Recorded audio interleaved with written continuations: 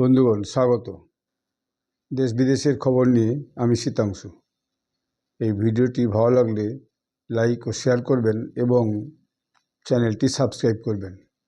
আজ একটা দেশেরই গুরুত্বপূর্ণ খবর নিয়ে আলোচনা করব। সেটা হচ্ছে আমাদের দেশে 266তম পার্লামেন্ট সেশন শুরু হয়েছে। লোকসভা এবং রাজ্যসভার যে কার্যকাল, সেই কার্যকাল এই শীতকালীন সেশন শুরু হয়েছে। এটা গতকাল শুরু হয়েছে, 25 নভেম্বর থেকে চলবে 20 ডিসেম্বর পর্যন্ত।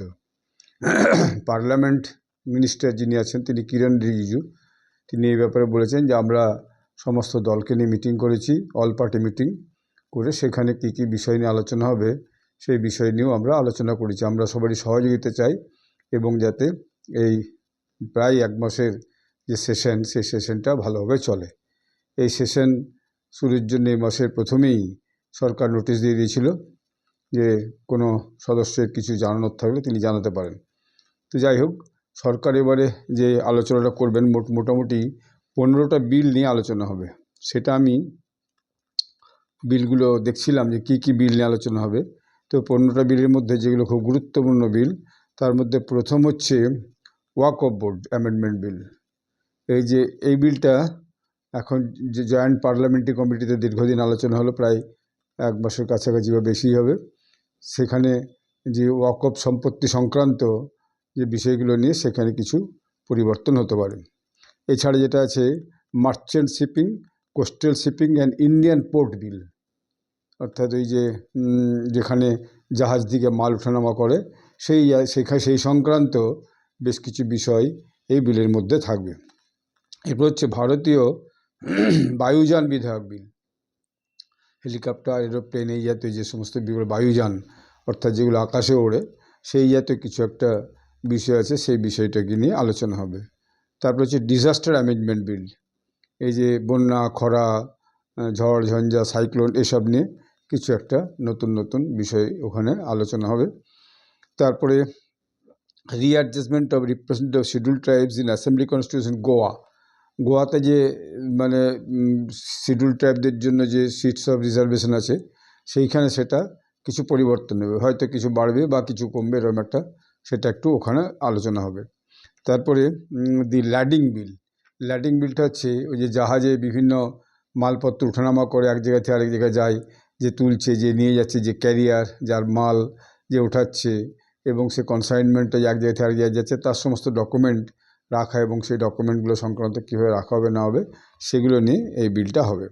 তারপর banking laws amendment bill, bank সংক্রান্ত যে আইন আছে, যে ব্যাংক, আমি সাধারণভাবে বলছি, কটায় খুলবে কটায় বন্ধ হবে এই জাতীয়, সেই ব্যাংকিং ল যে তার একটা কিছু অ্যামেন্ডমেন্ট হবে, সেখানে কিছু সুধার হয়ে সেখানে কিছু নতুন নতুন জিনিস হইতে এখানে চালু হবে। তারপরে অয়েল ফিল্ডস অ্যামেন্ডমেন্ট বিল, ওই যে তৈল খনি আছে, যেখান থেকে তৈল উৎপাদন হয়, সেই তৈল খনি সংক্রান্ত কিছু নতুন ধারা যা যুক্ত হবে, অথবা পুরাতন ধারা আছে সেগুলো বাদ যাবে। তারপর আর যদি কোনো নতুন বিল আসে, সরকার বলেছে যে কোনো বিলই আসুক না কেন আমরা সেটাকে নিয়ে আলোচনা করতে রাজি আছি। তো এর মধ্যে অল পার্টি মিটিং তো হয়েছে, সবার শুরুতে দুই যে সভাতে, রাজ্যসভা এবং লোকসভা দুই সভাতে প্রথমে যে সমস্ত সদস্যরা হচ্ছে যে গত হয়েছেন, মারা গেছেন, তাদের নিয়ে একটা শোকসভা হয়েছে। সেখানে সব দলের লোকজন সেই শোকসভায় অংশগ্রহণ করেছেন।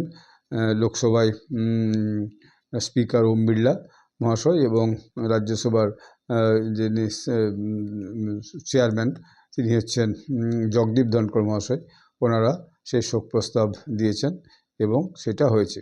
আর এই পার্লামেন্ট সেশনটা মূলত সরকার রাষ্ট্রপতি মহোদয়কে একটা পরামর্শ দেয়, এই সময় থেকে এই সময় পর্যন্ত আমরা এই পার্লামেন্ট সেশনটা করতে চাইছি, শীতকালীন অধিবেশন। তো সেই সরকারের পরামর্শ মতো রাষ্ট্রপতি মহাশয় সেই পার্লামেন্ট সেশনের অনুমতিটাও দিয়েছেন। তো কালকে যে পার্লামেন্ট সেশনটা শুরু হলো, আমি একটুখানি শুনছিলাম, সেটা হচ্ছে রাজ্যসভায় আমাদের প্রধানমন্ত্রী নরেন্দ্র মোদী বক্তৃতা দিচ্ছিলেন।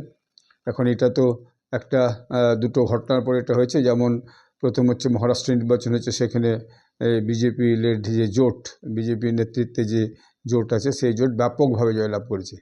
এবং আবার ঝাড়খণ্ডে সেখানে জোট হচ্ছে যে কংগ্রেস এবং ঝাড়খণ্ড মুক্তি মোর্চা জোট জয়লাভ করেছে। তো এই দুটো রাজ্যেরই ভোটে যে একদিকে বিজেপির নেতৃত্বাধীন জোট জয়লাভ করলো মহারাষ্ট্রে এবং ঝাড়খণ্ডে জেএমএম কংগ্রেস নেতৃত্বাধীন জয়লাভ করেছে, এটা নিয়ে দুই পক্ষই মোটামুটি কম বেশি খুশিতে আছে। তাই বিজেপি শিবির একটু খুশি বেশি, কারণ মহারাষ্ট্র একটা মস্ত বড় রাজ্য এবং দেশের ফাইন্যান্সিয়াল ক্যাপিটাল। তো ফলে সেই ইয়েতে একটা উৎসাহিত যে বিজেপি শিবির। তো প্রধানমন্ত্রী কালকে রাজ্যসভায় ভাষণ দিচ্ছিলেন, সেটা আমি শুনছিলাম একটুখানি। সেখানে তিনি কংগ্রেসের যে পুরাতন দিনের সমস্ত কথা, সেই সমস্ত কথা তুলে ধরছিলেন। অর্থাৎ কংগ্রেস ইদানিংকালে কিছু অভিযোগ করেছে যে এই সরকার এইভাবে করছে, অর্থাৎ একটা মানে বিরোধীদের কথা শুনছে না বা নিজেদের মতো চলছে, এই জাতীয় বিভিন্ন কথা তারা তুলেছে। তো তারই উত্তর দিচ্ছিলেন, বিভিন্ন সময় যেটা তুলেছে সেগুলো উত্তর দিচ্ছিলেন প্রধানমন্ত্রী নরেন্দ্র মোদী। এবং তিনি কংগ্রেসের যে পুরাতন দিনের সমস্ত কাজকর্ম, সে সময় একটি একটি করে তুলে তুলে বলছিলেন কংগ্রেস কোন সময় কী করছে, কংগ্রেস ইনক্লুডিং ইমার্জেন্সি জরুরি অবস্থা জারি করেছিলেন, সেই জরুরি অবস্থা সংক্রান্ত বিষয়েও কংগ্রেসের সেইটাকে নিয়ে আলোচনা করছিলেন। এখন ভোটের ময়দানে যে যা খুশি বলুন, সেটা সাধারণভাবে ওই মানুষের জনমনে কিছুদিন থাকে না, তারপরে সেগুলো চলে যায় আর আবার নতুন ইস্যু এসে হাজির হয়ে যায়। কিন্তু এই পার্লামেন্টে যখন কিছু বলা হয়, কোনো সদস্য বলেন, সেটা কিন্তু ওখানে রেকর্ড হয়, অর্থাৎ সেখানে লিখিত হয়। এখন তো সব ডিজিটাল ব্যবস্থা হয়ে গেছে, মানে কম্পিউটার, ইন্টারনেট, আর্টিফিশিয়াল ইন্টেলিজেন্স, এসব হয়েছে। আপনি যা বলছেন সব সঙ্গে সঙ্গে ভিডিও রেকর্ডিং হয়ে যাচ্ছে এবং এখন তো টেলিভিশনে লাইভ টেলিকাস্টিংও করা হচ্ছে। তো ফলে এই বক্তব্যটা একটা অন্য মূল্য আছে। ভোটের ময়দানে বক্তব্য, পার্লামেন্টে কিছু বলা, সেই বক্তব্যের মধ্যে একটা কিন্তু অনেক তফাৎ আছে। যাই হোক, বিরোধী দলনেতারা, যারা বিরোধী দলে আছেন, সরকারের বিরোধী দলনেতারা, তারা সবাই মল্লিকার্জুন খাড়গে, যিনি রাজ্যসভার বিরোধী দলনেতা, কংগ্রেস দলের প্রেসিডেন্ট, তার নেতৃত্বেই তারাও একটা গতকাল মিটিং করেছিল। সেই মিটিংয়ে তারা, বিরোধীরা ঠিক করেছে তারা কীভাবে পার্লামেন্ট সেশনে কী বক্তব্য তুলবে এবং কী বিষয়ে তারা আলোচনার জন্য সরকারকে নোটিশ দেবে, যে আপনারা এই বিষয়ে আলোচনা চাই। সেখানে যে বিষয়গুলো আলোচনার মধ্যে তারা জানতে চেয়ে, তার মধ্যে একদম Adani scam case. Adani scam মানে আদানি গ্রুপ যে আছে, ওরা নাকি বিদেশে কিছু কাজ টাজ পাওয়ার জন্য কোনো কোম্পানিকে বা ব্যক্তিকে ঘুষ টুস দিয়েছিল এবং সেটা নিয়ে আমেরিকার কোর্টে একটা আলোচনা হয়েছিল এবং আমেরিকার কোর্ট থেকে আদানি গ্রুপকে দোষী সাব্যস্ত করা আছে। ওরা চাইছে সেই বিষয়টা নিয়ে বেশি করে আলোচনা করা হোক। এইটা বিজেপির কাছে একটা সেন্সিটিভ ইস্যু, যেহেতু আদানি একজন মস্ত বড় ব্যবসাদার। তো সেই জন্য ওটা বারবার এটাকে নিয়ে আলোচনা চাইছে, যাতে সরকারকে একটু বিপাকে ফেলা যায়। এছাড়া আরও দু তিনটে আছে, যেমন মণিপুরে একটা নতুন করে কিছুদিন আগে বেশ গোলমাল হয়েছে, মারামারি খুনোখুনি হয়েছে। তো সেটাকে নিয়েও বিরোধীরা আলোচনা চাইছে। এছাড়া এই কদিন আগেই কিছু সম্ভলে একটা কি জমি জায়গা মাপজোপ নিয়ে একটা কি গোলমাল হয়েছে ধর্মস্থানে। তো সেই নিয়ে, সেটাকে নিয়েও সরকারের কাছে বিরোধীরা আলোচনা চাইছে। আরও অনেক কিছু এসে গেছে। যাই হোক, কালকে যে প্রথম দিনের সেশনটা হলো, সেই সেশনটা পুরো সারাদিন সম্পূর্ণ হয়নি।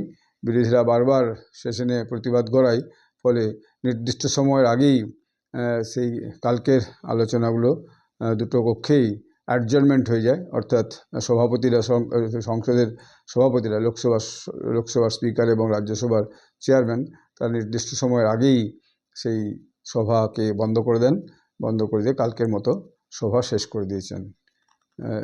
এই খবরটি আজকে জানালাম। ধন্যবাদ, নমস্কার।